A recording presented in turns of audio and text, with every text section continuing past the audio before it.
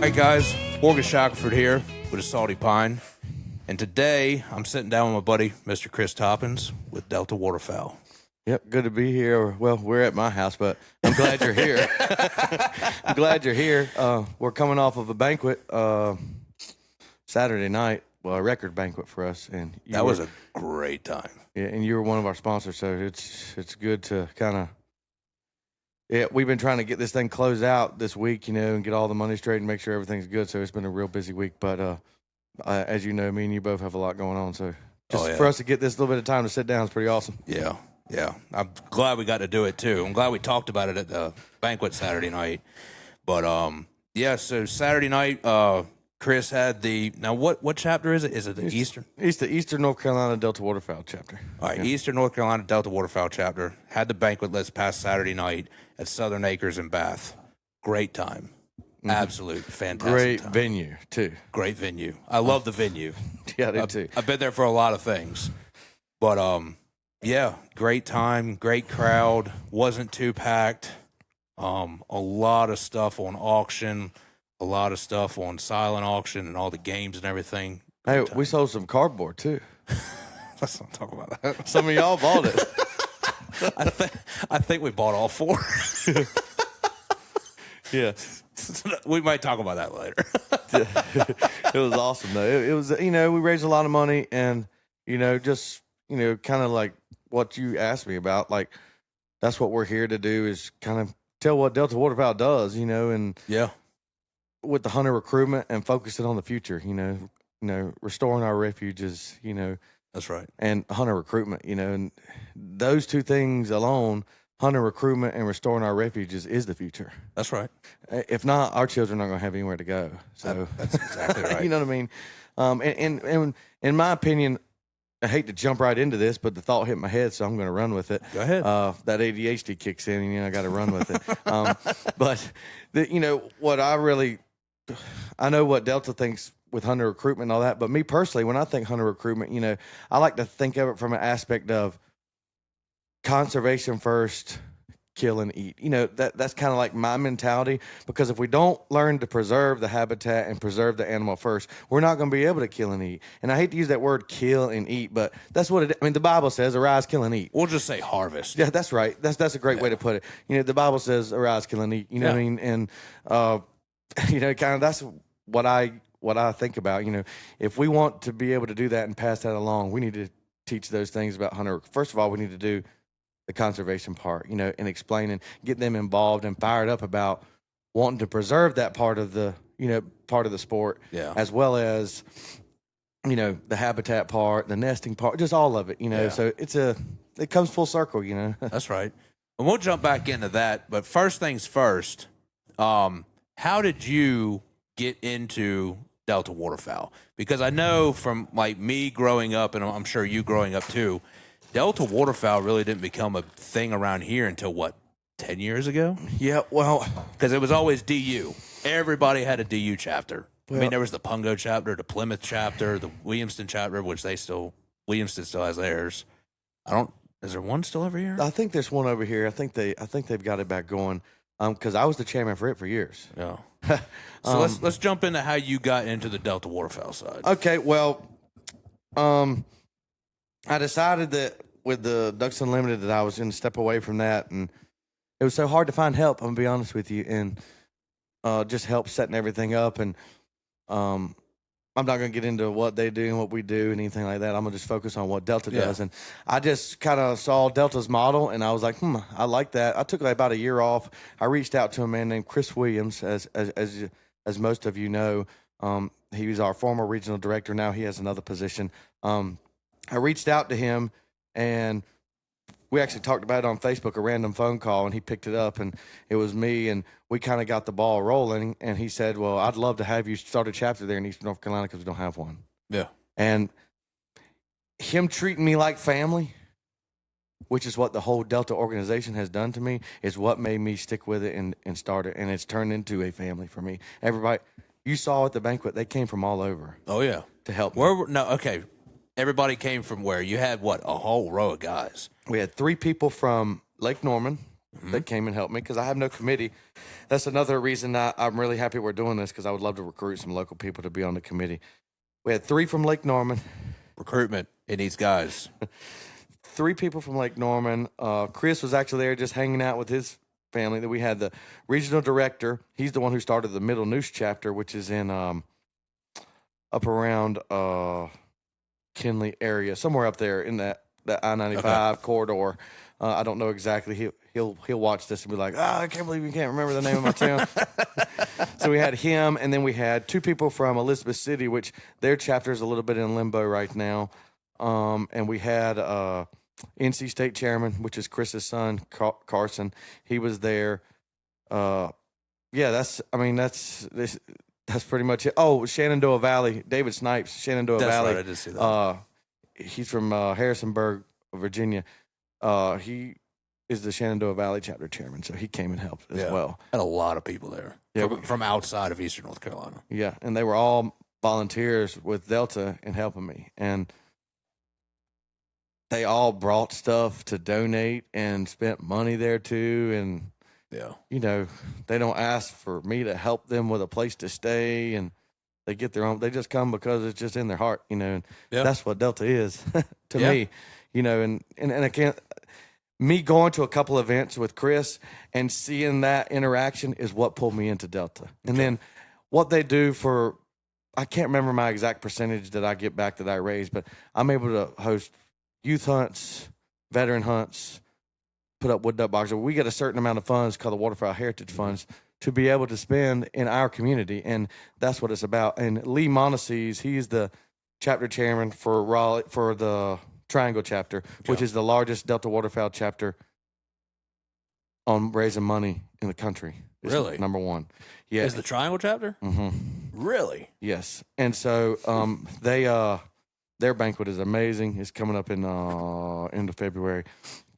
But he has really been the inspiration for me wanting to do the youth hunts because he's really consistent with them. Yeah. I'm actually wearing his hoodie right now. This is their logo.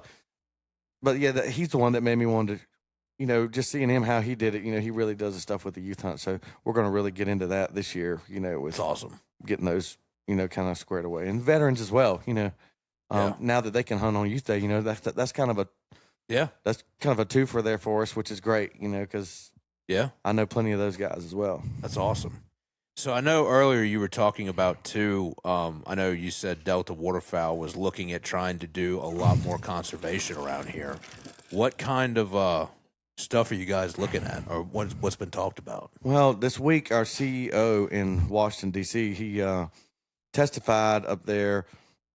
It was on a judiciary board, and it was hard for me to follow some of it, but the funding for refuges is way too low. They were still in like a $470 million range. They got that approved for more. And we got it. I think their exact words were, it's not that the refuges are closed, but they're open except for the days you can't be on there. It's kind of a different wording. Yeah. They're trying to open up more places for people to hunt. But as well, we also understand they need a place to rest as well and be safe. Yeah. And there's been some talk about Pea Island, possibly being one of those places. I mean, I don't know. I'm not a lawmaker, but, all these refuges, there's talks about possibly being draws at some point, which would be great. And another place we know, Willow Point, was bought by the government. That was a big deal. That's going to be you got to think all that marsh now is game lands. Yeah. So now there's so many people, that's a lot of access to potholes in there and all kinds of stuff where people can harvest waterfowl. Well, that's just like the other day I talked to the guy who was managing it before, and actually they kind of brought him in to help manage it. You know who it is. I'm just not going to mention any names. Right. But they brought him back in to keep managing it. And the cool thing about Willow Point, everybody knows, house on the marsh. I mean, everybody who fishes and everything out there in the Pamlico and Pungo, when you go to Abel's Bay, you got the one single house out there on the marsh. So from what I understand, they're actually going to renovate the house, and when you draw the permit, it's for your group. And I think they told me it's like a group of 4, or a group of 6, something like that. But when you get the draw, you get the impoundment and the house for the full weekend. And you can't change out anybody. As long as those 4 or 5 guys, or however many it is on that list, those guys have to come, and you get the house and you get to hunt the impoundment the entire weekend. Like, I think it's Friday and Saturday, because obviously you can't hunt on Sunday. Right. Or they may even do weekdays. I was just told weekends, but I thought that was pretty daggone cool that the state was actually getting ready to do that. Oh, yeah, that's huge. I mean, and like you said, we all know the house in the marsh because we've all tarpon fished and drumfished out there for, I don't know, 20 years. Yeah. Oh, it's 20 years. That's how long we've been doing this. Dude, I don't even want to think about it. It's the first time I've said that out loud. Then you really get to thinking about it. Funny. Okay, so Delta Waterfowl is looking at trying to gain some land with the state. They're not. Let me rephrase. They're not gaining the land. They just went in and advocated for the hunter. Yeah. You know, like, hey, what they did was they were our voice, and out of all the conservation groups, I'm glad they're the ones that showed up. You know, and they were. I mean, I'll just be honest with you. I watched it. I watched the whole live stream. They were very well put together. Everything was very well said. I mean, he could answer every question that Judiciary Board in Congress asked him. Yeah. And it was great. It was really positive. At the end of the day, it's laws and lawmakers. So we might not get every single thing that we want, but I know we're headed in the right direction with what I saw Tuesday. Yeah. You know what I mean? And that's what, or Monday, I can't remember what day. That's what hits home with me is we're headed that way. And one of the congressmen actually shouted out the Delta Waterfowl volunteers of North Carolina on the board during the meeting. What's the guy's name? He's the congressman. Addison McDowell. Yes, he's the one that went with Ernest, like the day that he went on a bear hunt with him or something, and then ended up going to Congress and doing a meeting. Yeah. Until I just got done with a bear hunt. Yep. Yeah. Well, he was the one that shouted us out, you know, and because he was on our state committee, you know, for years. But he, you know, it was cool to see that and that interaction on the national level like that. Because I'm gonna go ahead and tell you, outside of the central, in my opinion, outside of the Central Flyway, which is epic. You went out there this year. You already know what it's like. There's nothing like it. Outside of the Central Flyway, there's 2 places that I feel like you can see ducks like you see and waterfowl like you see on videos where there's just waves of them. And that's in Hyde County, North Carolina. And that's on the Eastern Shore of Maryland in Atlantic Flyway. That's the only 2 places I know where you could, I mean, people come from thousands of miles, Morgan, with cameras just to go out there and sit and take pictures of Lake Matamuskeet, you know. Mm-hmm. And if the weather's right and everything's right, you can see them like that out there because me and you've been on a hunt before and we did see them like that. That we did. And, you know, it's something special to see here. And well, talking about that and kind of veering away from that, but talking about the conservation part. So the boys that came with me to the Delta Waterfowl banquet, we all worked together. Mm-hmm. So on the tugboat. Yeah. And they had never really, 2 of them are from Maryland, one of them's from Virginia, and one of them's from Moorhead. The one from Moorhead, he hunted Core Sound his entire life, so he's seen what we've seen, if not better. Right. The one from Virginia, he's seen a little bit, and the ones from Maryland, one of them lives on the Eastern Shore side, and the other one lives on the other side. So, like, they've seen birds, but not like that. So, me living in Pungo, I took them up to Pocosin, right there to the Pungo unit, and just drove right there around Pungo Lake. And one day, my buddy was out there guiding swan hunts, and it was like one of those bad days when it was just like 75 degrees. Mm-hmm. The swans did not get off the lake. But you drive right up to the lake, and you just see all these birds. We go back in there another day or 2, and, of course, bird watchers are out there taking pictures of all these birds that are walking in there. You know how it is. Yep. And I'm not downing a bird watcher by any means. I'm just a hunter.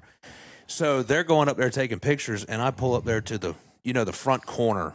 If you've ever driven back to Pungo Lake, you got the front corner, and you drive down the main road, and then there's the place where you can go in and see the lake. Sitting right there, I pull up there, forgot binoculars at the house. And I'm looking that the other day on the lake, on another lake. But anyway, I pull up there in the corner, and I look back there across the, it's that little corner piece. It's like water around the edge, and then it goes back up to a tree line. I look back there in the back, and I'm like, that's cranes there at the back. They're coming. But it wasn't just blue heron cranes. Mm-hmm. I know. You know what I'm talking about. I do. They're coming. And buddy, there was like I'm pretty sure I counted over 40 sitting back there at the back. But we're now getting. I wouldn't say it's different weather patterns, but it also, and on one of the last podcasts I did with Parker Alligood at Slatestone Quail, and talking about how to do the conservation, and don't get me wrong, I'm not completely for conservation. There's limits, right? But you can do practices to make farming better, to bring your geese back the way it was in Hyde County and Pungo and everything else. You go talk to all the, I say old timers, but some of the guys that are older farmers, when they were kids crawling around up and down field ditches just shooting Canadian geese because it was Canadian geese everywhere.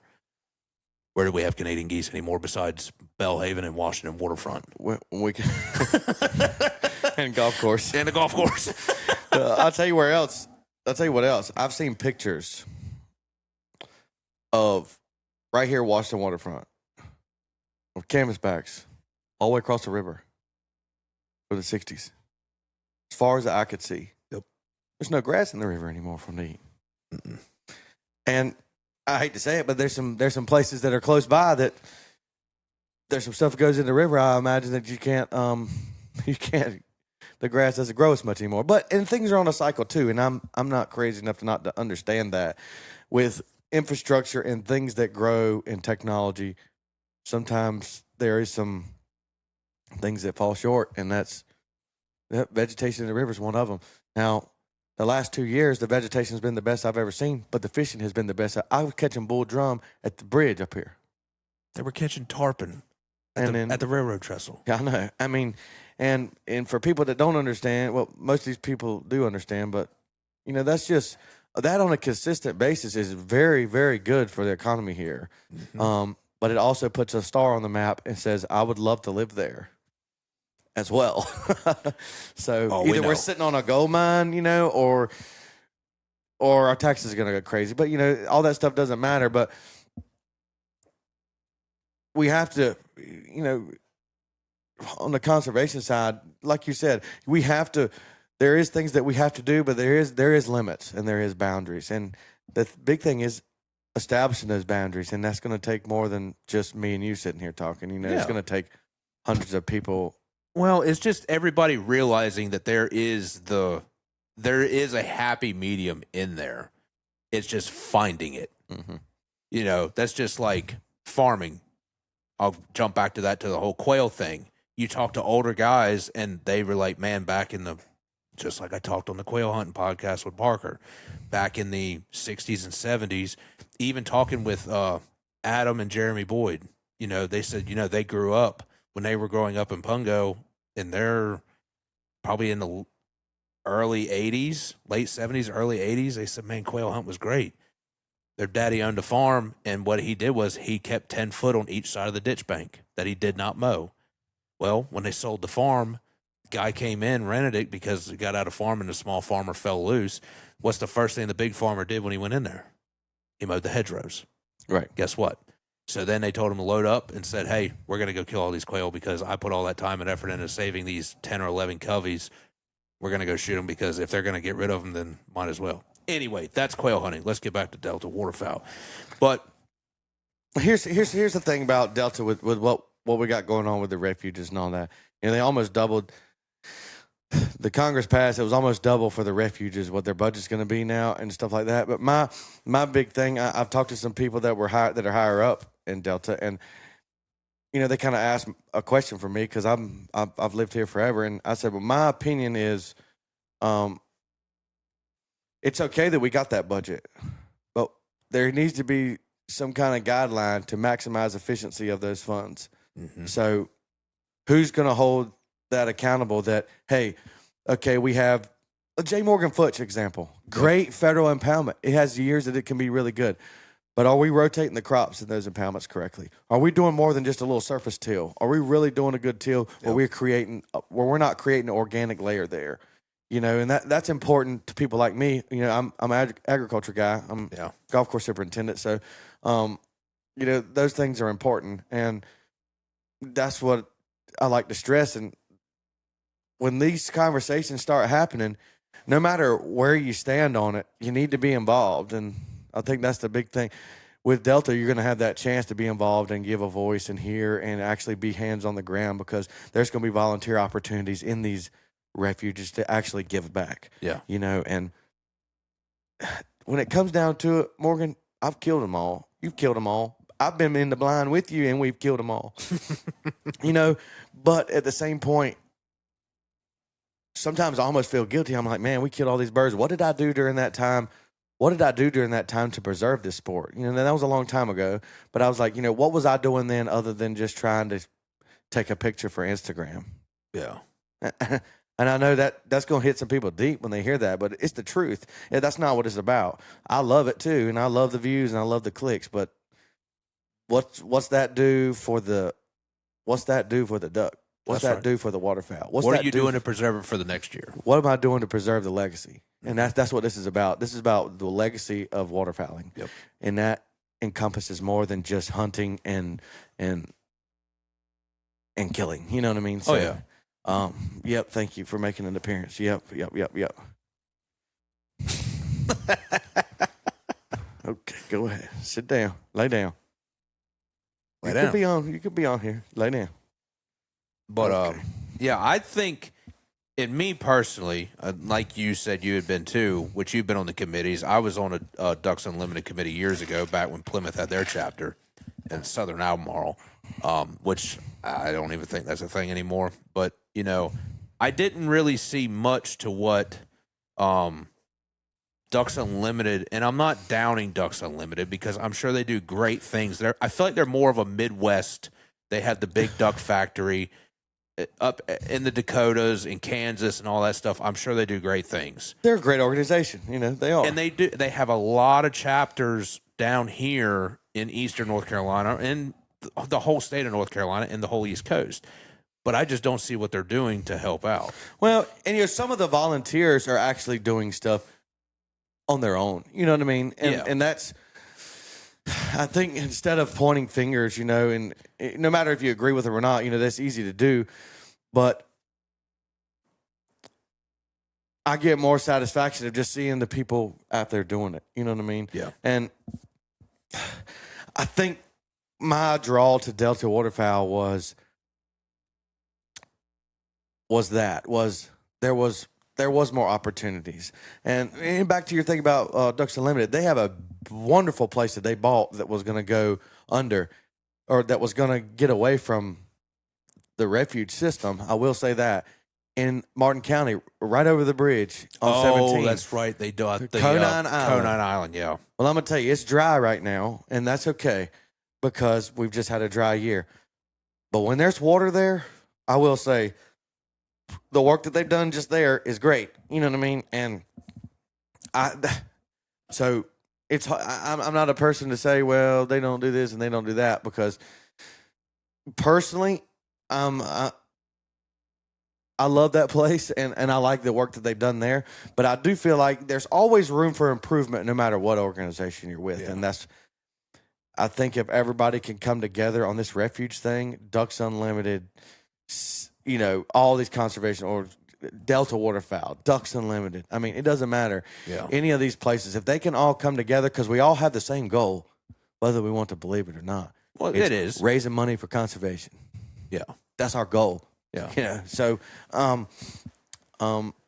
you know, it's a double-edged sword sometimes too. It is. I do. Like I said, I'm not trying to turn Delta versus Ducks Unlimited, but I do like how, because I saw the video you shared the other day with the chairman going to Congress. Yeah. And I thought that was a great thing, because I haven't seen anything like that. Maybe I just haven't noticed it. Right. But then again, I haven't seen it or noticed it, and I saw it the other day, and I was like, oh, wow. Like, okay, so they are trying to, you know, do something and bring it closer to home, you know.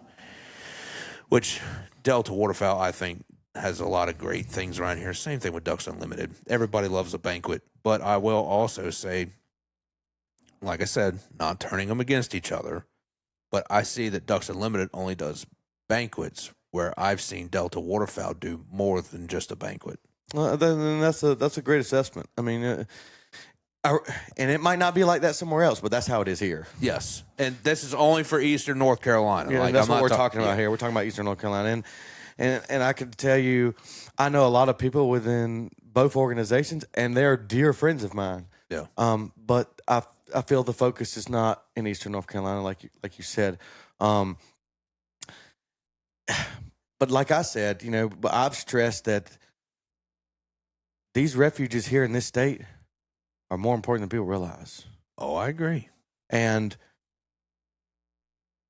I'll be the first one to volunteer to be out there. I mean, even if they post a job for one of them and I'm qualified for it, I want to be there. Yeah. Like, I just know the potential they have if everything's managed correctly between funds and the agriculture side. I know what it can be. Yes. And because we've seen what it was before, from everybody in the past and the older generations and the way they talk about things. We've seen what it could be. The question is, how do we get back to that? And just look at what was it 10 years ago? Me and you were in that marsh. I think it's been longer than that. Oh, come on now. I'm pretty sure it was longer than that. 2016. I graduated 20 years ago. It'd been 2012, 2013, maybe then. Yeah. All right. It was back when I had that scissor rig. Yeah. So, just look at that. Me and those two boys I hunted with, we harvested 900 birds a year from a half a mile circle, all refuge. Yeah. And we worked full time. Yeah. But then again, too, it's also like you hit it on it earlier, too. You have cycles. You have your weather cycles. You have everything else cycles. Now, I also have to agree with I don't think much. I feel like farming is going back to the conservation side from a farming aspect, too. But also, too, the weather, I don't know. Go ahead. There you go. So I feel like the weather too now, for example, the last 5 years. Let's just look at the last 5 years. Mm-hmm. 5 years ago, we had that straight freeze where all the sounds, rivers, and everything froze. Oh, yeah. The next 2 years, it never got below freezing. And then, I don't think we had any snow. And then all of a sudden, another year, it snowed and nothing froze up north. But we had cold weather here. And then last year, at the very end of the season, everything froze up north solid. And then at the very end of our season, I'd say the last 2 weeks were on fire fantastic. Mm-hmm. But then again, too, right now, what was it, 2 days ago? Friday, Saturday? Yeah. It was 70 degrees. Yep, it was. And then Sunday, I rode down to Hyde County, and it dropped 20 degrees before I could, from Bath to Hyde County, where I got out of the truck, and the wind was blowing out of the north to 30 miles an hour. Yeah. And there was waves of them. You know what I mean? And they were high. I don't know if they kept going or what, but you're right. If we don't get snow on the ground in the Dakotas and New York and Eastern Shore and all that, you're not going to push them down. No, you got to get that ground covered with snow where they can't eat in the field. Exactly right. And I wish you could I wish it was where they still were field bound here. That would be super cool. I've always thought that'd be cool to do here. You can with the geese and the swans, but it's not often you see any ducks. I've had them land in the field in Maryland, but I've seen them do fields. It's probably been 3 or 4 years ago now. We had a good push of Canadians up there in Pungo, and I rode by fields, and I actually saw puddle ducks landing in fields with Canadians. That was the first time I'd seen that around here anyway. Right. You go to Kansas to see it all the time. But around here, you don't. You just got so much water. You got so many impoundments. And they were probably mostly mallards, pintails, and widgeons, I would have guessed. Black ducks. I didn't glass them. I just knew they were puddle ducks. Right. But, yeah, I wish we would go back to that. And like I said, you talk to the old-timers, and it was nothing 40 years ago, that's the way it was. It was nothing for them to kill 12 pintails, 2 guys. God almighty. And rest his soul, Doug Boyd, we called him Boogie. You remember Boogie? Oh, I remember Boogie. Oh, man. So, man, me and him were super tight. We sat at a tackle shop at the round table. You were somebody, you got invited to the round table. So I went in there every day after work, and I sat with Boogie, and he would tell me stories, man, of going to Kilkenny and you know, he had a LTD Ford, you know, a lot of you might know what that is. Some of you won't. He said they filled their trunk up with ducks. Now, granted, they ate them all, but they have limits on them now. But anyway, but he said, I mean, it wouldn't be nothing to kill 10, 12 pintail bull drakes in 30 minutes, you know. Yeah. And, you know, you get some of those good days down there where you can do that, but it's those last 2 weeks of the season, the weather's perfect. And Yeah. my other thing is there's an impoundment every four steps. Well, there's that too. And it's not a bad thing It's because not. you're giving the birds somewhere to come and eat, and almost, you know, that's where they're roosting and all that stuff at night. There's plenty of that around, which is Right. good because I guess it's habitat. I guess it's considered a habitat. But Right. then again, too, when you don't, you know, back 40 years ago, you didn't have that many impoundments, so everything was just had to be out in the fields. Well, and everything was a little bit more focused. So if there was 5 impoundments down there, those 5 impoundments were going to be full. Now Yeah. you got 500 impoundments. And, you know, but the problem is, and I hate to say this, I hate to be this guy, but they're all used, most all of them are, I'm not going to say all because I don't know that, but I'd say the majority of them are used for hunting. Mm-hmm. And what are we doing to raise some birds in there? Yep. We decide to stay here. You know what I mean? No. That's where The bad thing about that is that birds, a lot of birds don't stay here. You have, I am starting to notice more mallards starting to stay. Black ducks. that's been crazy the last 3 years. That's nuts. I get on the tower and ride through Hyde County on the boat, like going drum fishing and trout fishing and stuff. They're here in the Oh summer. my! I know. There's so many black ducks. It's ridiculous. But I feel like the wood duck population has kind of gone down from here. Last 2 years, terrible. I've I noticed agree with that. You're the first person to agree with me on that. because going on the Roanoke used to, you know, growing up, we went out on the Roanoke all the time. That's where we started hunting at. And you would go up and down the Roanoke, you know how it is. Your woodies are going to fly by your first 10 minutes, and then they're done. You might kill a flyby every now and then, but like it was constant, man. All you heard was woodies on the river. Which then again, I haven't been on the Roanoke lately, so I can't vouch for that. But It's still, super low too, so they don't have as many places to go because that timber's not flooded. And the other thing, one of my hunting, the guy I hunt with, Brad Harris. So he's got a couple nice places that he hunts that his in-laws own, and one that his aunt owns, and they're full of wood ducks. We've seen one in there. I've seen one wood duck in there, and we're used to seeing 200 in there in the morning. And that place was so big, we were able to spread out and not mess up their roosts and stuff like that. And it's just, now there was a couple of big ducks in there, but I told him, I said, me and him been doing this long enough. We can pull a couple of big ducks off that group. You know, we had probably 12 mallards, and they knew exactly where they were going, and they weren't studying me. I was like, you can't tell me those mallards ain't here all year. Yeah. But by the way they're acting, you know, and there's ways to get them, but I have to work full time too. You know, I can't stay on them that much. But you know, well, it's good. Focus back towards more Delta. Obviously, Delta is doing what they can to help out around here. Same thing with Ducks, not Ducks Unlimited, not down in them. But let's jump back into recruitment and what you guys are looking for maybe starting a chair, you know, being chairman and that kind of thing, being on a committee. Yeah. So me personally, you know, I'm looking for people just to, you know, that are passionate about it. Yep. You know, passionate about helping, number one, and passionate about the hunting part. And there's nothing like seeing a kid or even somebody that's in the mid-30s like we are that has never had the opportunity really to bird hunt, and they're like, man, I don't even really know nothing about bird hunting, and just seeing how green they are to it, and just seeing the appreciation and the, you know, that's a big part too. But on the committee side, you know, we always need people to help with the banquet and sell tickets, you know, but it's more than that. It's a family, and I think that's what a lot of people don't understand, you know. Unfortunately, a lot of people want the hat and the T-shirt, and that's all they care about. And I'm not saying anything about Delta or Ducks and Land. I'm saying something about people there, and that's how most of them are. They want to say, "Yeah, I'm on the committee," but they don't want show everybody that they're on the committee. You know what I mean? It's easy for me to tell you I'm the chairman, but can I show you I am? You know, can I show you that I can put the event on and get the tickets sold and do stuff in the community and things like that? And yeah, I pride myself in trying to. I don't do everything perfect in life, but I pride myself in trying to know when I'm wrong and know when I'm right, and trying to do the right thing on that aspect with Delta Waterfowl. And so what we're looking for is there is no age that's not welcome. I mean, Yeah.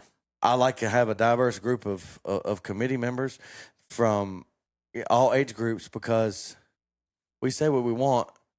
There's some young people that can have some really good ideas, and there's some people older than me that have really good ideas too. And if you can get all those people to come together for the same cause, man, I mean, you know, the rewards are endless. Oh yeah. You know, and with this thing we got going on with the refuges, you know, it's a time to join this thing. It's a time to be a part. It's a time for us to step up and show that what kind of community we are. Because in the Atlantic Flyway, this is it, and that's what some people don't really understand and appreciate. This is it for waterfowl, and it's here in the Eastern Shore. Yeah. On the Atlantic Flyway. I mean, unless you're going to kill eiders in Maine, you know what I mean? But you understand what I'm saying. Like, oh yeah. I mean, you have look how many species that you can kill here. Oh, it's ridiculous. You know, if the weather's right and everything's right, this is the place to be. And recruitment of the committee is very important to me, and I know that you'll share my information and things like that. But there's just a lot of benefit in it from a personal aspect of, man, we did this, you know, we built this, and we're securing a future for tomorrow. We're securing a future for tomorrow, and that's what it's about. Oh yeah, I completely agree. And hence what, you know, why I started this whole thing with the podcast, because of, you know, Eastern North Carolina. I honestly believe, and I talk about it at my job all the time with guys that I've worked with from Louisiana and going up and down the Mississippi River. Like, you know, I see what they have, and, you know, those guys hunt too. And I compare North Carolina to a lot of how Louisiana is on. We have a lot of the same stuff. We all have, if you along the coast anyway, you have the same fishery, the same ducks, the same type of hunting. The only problem is that they have more bayous and they have way more gators. Which then again, now we're starting to get gators. Yeah, so they're coming too. They're coming. But you can't beat Eastern North Carolina for everything that it has to offer. And it's just, when it comes to the beaches, the hunting. I mean, look at the bear per capita. Yeah, you're going to kill some nice bears in Canada and Alaska and stuff like that. But when it comes to the black bear, per square mile, there's not as many anywhere in the world as there is here. Yeah. And people don't understand that when I try to tell them about it, because people like ask, and I'm like, our bears don't hibernate. You go to Canada, bears hibernate. Yeah. You go anywhere up north, bears hibernate. Bears do not hibernate around here. Oh, they eat 24/7 all year long. That's why we have the world's largest black bears here. And like you said, you look at a square mile, more bears per capita. I mean, like, it's just. And man, you can go to, you know, what's that man's name in Plymouth? The bear guy. Oh, Tom Harrison. Yeah, Tom Harris. I think he you know, they got those bear tours. I mean, and you can go on some of those tours. You see tons of bears, man. They're everywhere. Mm-hmm. When he takes you onto those farms and stuff like that, I mean, you'll see 40 before you even make a turn. Mm-hmm. I mean, and it's crazy. And muffins are ready.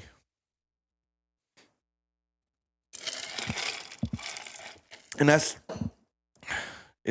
Eastern North Carolina. I mean, I always talk about I'm getting married February 26th in the Keys, and we always talk about we want to live in Florida, and you know, we get to talking about it and talking all this. She's from Kentucky, and you know, they're big deer hunters up there. And then we'll go to the beach one day, and we'll take the boat to Ocracoke and all that kind of stuff. She's like, "Yeah, we ain't going to Florida. We can do that. We can be in the mountains. We go to Wolfpack, all the NC State football games. I took her to the lake in the viewing area for the first time Sunday. Madam Mesquite. She was mesmerized by it. There was pintails everywhere, you know, and they just whistling the whole time. And, you know, she's like, she's not a huge duck hunter person. You know, her family, big deer hunters in Kentucky. And but she got it, you know. She was like, man, this is awesome. Yeah, you can't beat it. It's just everything about this place is great. You honestly can't beat it. You got 4 seasons. You got all the wildlife, waterfowl, deer, bear, whatever you want to do, we got it. Mm-hmm. I mean, that's just like, and I'm sure I'll have you back on here for this subject later, along with a bunch of other people too. But the hidden thing that nobody ever talks about, and I'm going to probably spill the beans right here, tarpon. Mm-hmm. Yeah. Nobody knows about it. That's fine. I mean, there's a circle of us that know about it, so there's enough boats out there anyway. And I didn't go this year like I wanted to. I've had so much going on. But, you know, when I got buddies like Chris Schultz, I mean, he was at the banquet, and let me tell you something, that boy can get on. That boy can get on the tarpon. Him and Josh Gaskins and that whole crowd, that whole circle of guys, when it comes to tarpon, they're on them. And kudos to them, because that's how I used to be with chasing ducks, you know. And when I got burnt out, but, you know, I still do chase them a little bit, but those boys are on them, and those are the few, especially Chris. He appreciates. He's a good fisherman, and he's what we need in Delta Waterfowl, like that mentality, because he makes sure the fish isn't injured. You know what I mean? He's like, this fish, I don't want this fish to die. Let's do what we have to do to get this fish released. Hey, take your picture, whatever, but this fish is going. It's the sport, you know. And well, that's the same way with drum fishing too. Yeah. Like everybody I know that drum fishes, we all try to preserve the fish. Like if you want to get a picture, get your picture quick, get the fish back in the water, try to do the revive process. Like you don't want to kill that fish because you're trying to preserve it for later. That's right. Same thing with duck hunting, which Delta Waterfowl. We'll get back into the duck hunting thing, but you're still trying to preserve it the best way that you can. Exactly. And, you know, I wrote a couple of notes here when we were talking about recruitment, so I want to read it. So, you know, Delta's thing with hunter recruitment and retention. So that's the big thing. It's okay if we recruit them, but I need to hold them here. So, they got programs like the First Hunt and the University Hunting Program. They aim to bring new hunters into the sport and keep existing ones active, recognizing declining hunter numbers as a threat to conservation. Because the hunter is the one who can. That is the majority of your conservation. I mean, yes, there's conservationists. That's all they do. But most of those people that are extremists on the conservation are not fans of hunting. I couldn't agree with you more. You know, and I'm not saying all those people, but there's a high number of those people. Yes. And hey, we live in America. You have a right to do that. But the hunter is the one that's going to help on the conservation. And a little part. Tangent on that one. I mean, I completely agree that the hunter is the best conservationist. Not all hunters are the best conservationist, but the main hunter that wants to keep going every year is the best conservationist because he wants to see it keep going. That's right. Good. That's right. And here's another thing: the duck production. You know, what we do know, you hear a lot of people fuss. Well, Ducks Unlimited puts too much money in Canada and all that. Well, you know, some of that money needs to go there, and like some of our stuff with production is going to be in the prairies. You know, Delta is in Bismarck, North Dakota. You know. That's where these birds are. That's where they need to be when it comes to nesting and the eggs and all that. That's where that focus needs to be, because that's where they do it. That's right. You know, I'm sure some of that happens. A lot of that happens here too. You know, things with weather and things happen. But you know, when it comes to the numbers, that's where it matters. Yeah. That whole corridor. You know, and here's another thing I thought about. I wanted to bring up that I wrote down. Habitat instability. That's one of Delta's things. You know, facing drought like we were doing, or erratic weather patterns. You know, that impacts breeding grounds. Oh yeah. I mean, we had all this cold weather up north, and then it came here. It was awesome. Everything was great. Then it started to warm up. Well, you got some of those birds. I mean, I don't know. They could be turning around going back. Probably. Like, you know what I mean? So now, you know, then you get some that just hunker down here and want to winter here. You know, and that's a big problem too. We can't do anything to control that, but some of the weather. But if they're going to winter here, we need to know. If they are, we need to do what we can to maximize that one. If they're going to winter here anyway, if some of them are going to, I don't think they will, but we need to make sure that we are doing what we can to preserve that habitat. And my biggest stress is predators. I'm going to tell you, and somebody's going to give me a hard time about this. It's fine. Blue heron. I watched a blue heron eat 2 wood ducks standing on the bank of a pond at a golf course, and he not even move. He just stand there. He looks like a tree. And 2 wood ducks swim by like babies, and he pick them both up. Boom, boom. You know what I mean? And when you compare that to the fox, the raccoon, and the coyote and all that, you can't tell me that a coyote won't go to a wood duck box, because a lot of these wood duck boxes aren't put out in the middle of these ponds on these farms. They're put a little bit tight to the shore because they weren't at the right gear, so they had to put them there. And that's another big thing. Is making sure that these predators are staying at bay.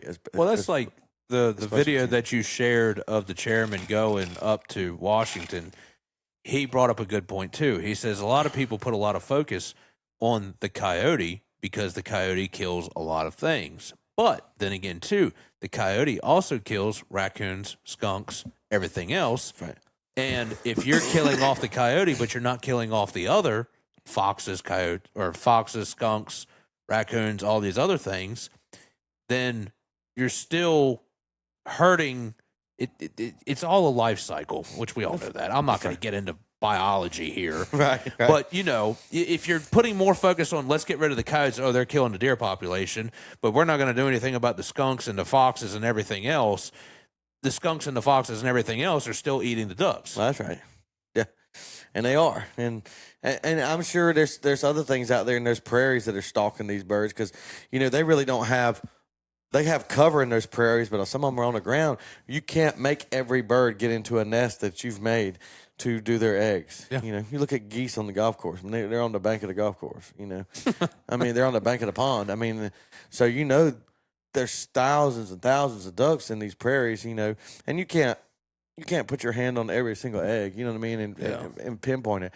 But there's ways, and I think that's what my big thing with Delta is. They're always trying to do every single thing. They don't leave any stone uncovered. They're trying to figure out everything. There's so much research involved. There's so much. They have people in the field. It's fun to see. It's fun to watch. And I told that guy I was talking about earlier, Chris Williams. I talked to my director, Mike Powell. That's our director for the Atlantic, our part of the Atlantic Flyway here, Virginia, Maryland, Southern Maryland, Virginia, South Carolina, North Carolina. His name's Mike Powell. He's been an awesome help, with my chapter. But my other buddy who was in that position before, Chris Williams, me and him have talked about. We've had a lot of conversations about, just this whole everything that we've talked about, the habitat and everything, and getting people involved is the big thing. That's right. And I can't stress it enough. Yeah. Which I got out of the whole being on a committee. I probably need to, but my plate is so full. Oh, yeah. I'm on a bunch of other things, but even I'm not going to mention what I'm in, but even what I'm in, we're still having a problem trying to get membership, trying to get people to commit to something. Mm-hmm. And it's just as long as I'm committed to that one thing that I'm involved in, and I'm still putting forth all my effort into that, which next week, man, I think my only free night next week is Thursday night. And you're home for 3 weeks, and you're gone for 3 weeks. Yes. Yeah. And then, of course, trying to, do some duck hunting during the day or whatever during the day. And then I got stuff every night next week except for Thursday night. It's just, but I'm trying to commit to something and try to be a part of something. Yeah. And same thing, if you got somebody that wants to be a part of Delta Waterfowl, don't think it's just the banquet. There's other stuff behind the scenes, and you can be involved in as much as you want to be involved in. You could be a member and say, I'm going to go help out with the banquet. That's right. And you get like you said, you get the T-shirt, you get the hat, you get all the benefits, and then you can sit back and just watch it, and then you can complain about it later, but don't complain about it because you didn't help out on all of it. You know what? you know the one thing I get when I say, man, you want to be a part of my committee? You know what their answer is? Every single person answer, what do I got to do? I said, you ain't the man for me. And I ought to keep asking them and keep putting some pressure on some of them because I know they don't really mean it in that way. But when they say it that way, I'm going to be honest. This is one of my character flaws is I get so discouraged, I don't want to ask you no more. If I ask you the first time and you give me that response, then why do I want to sit here and beat you over top of the head with it? Yeah. You know, and it's not what do you have to do, it's what can I do. And that's also the first, that's exactly right. They're also the first person, though, to fuss when, well, why don't we have any ducks? Or why don't we have any of this? Or why don't we have any of this? Yeah. You know, and that's what, and that's the whole problem. You know, and Delta Waterfowl, you know, kind of bringing it back to a head. In essence, Delta Waterfowl is actively working to build a resilient future for waterfowl and hunting by addressing the immediate habitat needs, growing the hunter base, and advocating for smart science-backed conservation practices and policies. So I think that's the big thing that for Delta. You know, they're trying to cover all their bases. I think they're doing a great thing. Like I said, that thing I sent you, that I shared, man, I'm so glad I shared it with so many people because a lot of people have reached out to me about that. They're like, man, this is awesome. Yeah. And I've just really watching it, man. It was like, man, you know, you always know that they care, but you're like, man, they really do care. Yeah. You know, and that's what was great about it. Get up here. Come on. You're being needy. Uh-huh. Lay down. Lay down. There you go. But was there anything else you want to hit on? No, I mean, I think we've covered all subjects plus more. Yeah, I think so. Yeah, you know, it's good to see everybody, you know, especially you and your crowd at the banquet, I'll tell you that. And I know sometimes your schedule doesn't allow you to come, but it's nice to see you there. It's nice to see you doing this for Eastern North Carolina because it's needed it for a long time. And, you know, I've always thought about, like, man, I wonder if somebody would do it. Like, how would it go and what would they do and what would they talk about and who would do it and all that. And, you know, I had another podcast going at the time, you know, that my one with Turf. Yeah. And I was like, man, who would do it? And then I saw this pop up and you were doing it. I was like, man, you couldn't have picked a better name. You couldn't have picked a better host. So I appreciate it, man. Well, you know, it matters, you know, for people like you. And, you know, you're doing Delta a service by doing this, you know what I mean? Hey. You get what I'm saying? Yeah. Like, you don't have the time with you being gone and all that to help me and be on a committee and all that kind of stuff, like you were saying. But what you're doing here, if 5 people listen to it and say, man, and reach out and say, man, I want to help. Yeah. That's a win.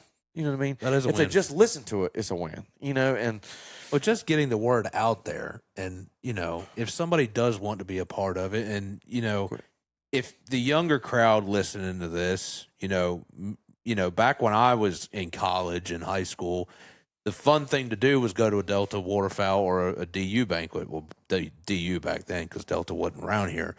But, you know, I got on the committee there. And, of course, you know, I did what I could to help out with the community and the way we did things at DU.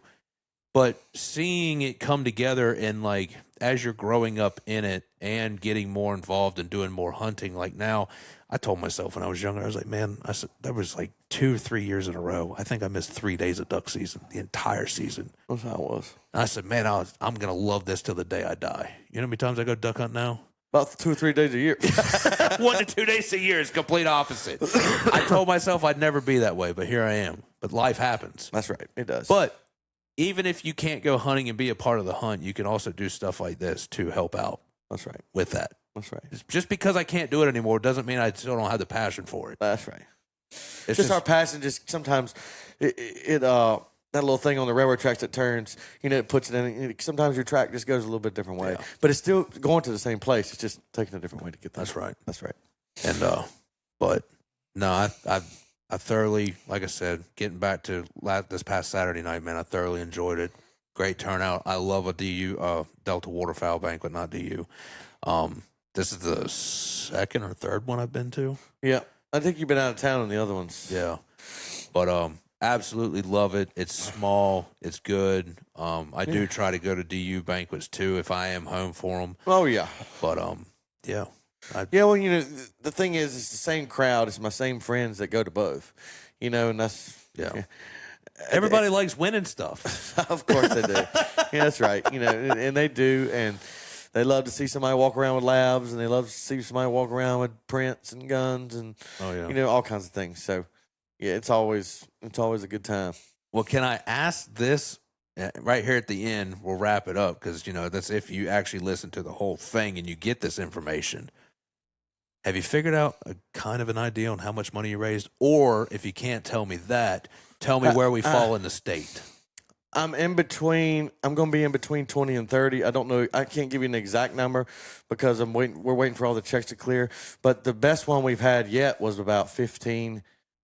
We averaged in that 12 range, 12 to 15,000 range after the bills are paid. So it looks like we're going to almost double that this year. Nice. So we're going to be somewhere in there. We're definitely going to be in the next tier in the 10,000. So we're definitely going to be over the 20. Where's that going to put us in the state with all the other DU or Delta? I keep saying DU. Delta chapters. Well, it's not going to put us close on this Raleigh obviously, chapter because they're in there. But it's going to put us up there. But we have consistent numbers, and our overhead isn't a lot, and it's going to we're thinking about doing a Hyde County chapter. We're either going to incorporate it into ours, or we're going to have a standalone Hyde County chapter. So that's something in the works for this summer that we've been talking about. Me and my director have been talking about it with somebody that lives by him but owns property in Hyde County. He's getting ready to move to Hyde County full time. He's building a house, so he's getting ready to just go ahead and go down there full time. So that's something that we have possibly in the works. Yeah, and let me add this. Anybody that wants to volunteer, if you're going to be around in Greenville, January 31st, February 1st, Mid-Atlantic Hunting Expo. I forgot about that. I will be there right beside the Wildlife Resource Commission. I will be there. Go talk to this man right here. Yeah, I'll be there. I'll be there both days. You can be a volunteer. You can enter. I'm going to have a little raffle there. We can talk shop. We can talk ducks, all kinds of stuff. So, that's the best place to really get me in a conversation to show what we can do because we have lots of information there within that expo package, things that we can do. And that's at the Greenville Convention Center at the hotels on Greenville Boulevard. Correct. Yep. Great place. Been there a couple times if I'm home for it. Yeah. Yeah. So Wow. get up with Chris here and I'll have his information at the beginning and the end of this thing. Yeah. Yeah, man. Well, it's been fun. Anything else you want to cover? I don't think so. Nothing. It's funny when you came into the banquet the other night. I told I had just got done telling my fiance. I said we were just sitting there talking one day. I was like, she's like, "Who was that on the phone?" I was like, "That was my buddy Morgan." I said he wants to sponsor the banquet and he's going to split a table with somebody. Blah blah blah. I said, me and him used to kill right-minded birds. The same kind of circle. And I was telling her the story. I was like, we had this. I said, me and the two boys I hunted with had this awesome setup. Like when we were where we were hunting. I'm not gonna say where we were, but everybody knows me. But we had it set up, and we would take the blind out of the aluminum boat, set it on the ground, and then we had bushes that were cut at an angle that we put all the way around it. It was completely brushed up. I mean, when the game warden pulled up, they said, "Man, I had to take a double take. I did not know y'all were there." I said, "Well, that's a goal. We're not gonna kill birds if you can see me, So, and I remember that we were just smoking them, and I got on the phone with you. He said, "Man, we're a couple shy of our limit." Blah blah blah. I said, "Well, where are you?" And I saw you, and I said, "Well, you need to come around here, park back there by our boat." I said, "Get them boys to come over here. You and your buddies." You came in there, and we just sat in the back of the blind, and God, that was a great hunt. That was awesome. I mean, redheads, bluebills, widgeons. I mean, teal. Teal. It was awesome. I mean, they were just all day long flying, and I mean, I think I didn't get home that day till like 4:00 in the afternoon, but it was a epic day, and I will never forget it. So yeah. And once when you walked in, I said, "You remember that story I was telling you the other day about us switching the blinds with them guys and just, having like a 12-man limit because it was 6 of them, like 6 of us. And she was like, yeah. I said, that's him. That's the man that was driving the boat with the other guys. That was some great times. It was great times. That was way back in the day. Yep. But anyway, well, Chris, I appreciate you letting me come over. I appreciate the time, man. And, I really wanted to get this out there, and I'm glad you asked me, and we talked about it. So yeah. Anytime you want to come back on, you let me know. Yeah, man. Yeah, I hope it's because we got so many people on this committee. I hope so. Yeah, that's it. So everybody get up with Chris Toppins, or you can get up with me, and I'll direct you to him any way you want to do it. But yeah, we'd love to see you come out and help out for next year, and obviously, hopefully, be doing some more things other than just a banquet. Yeah, and it looks like my dog has stole the show here, just laying with Morgan all the whole time. Well, I thank y'all for listening, and tune in next time. Yep. Thank you.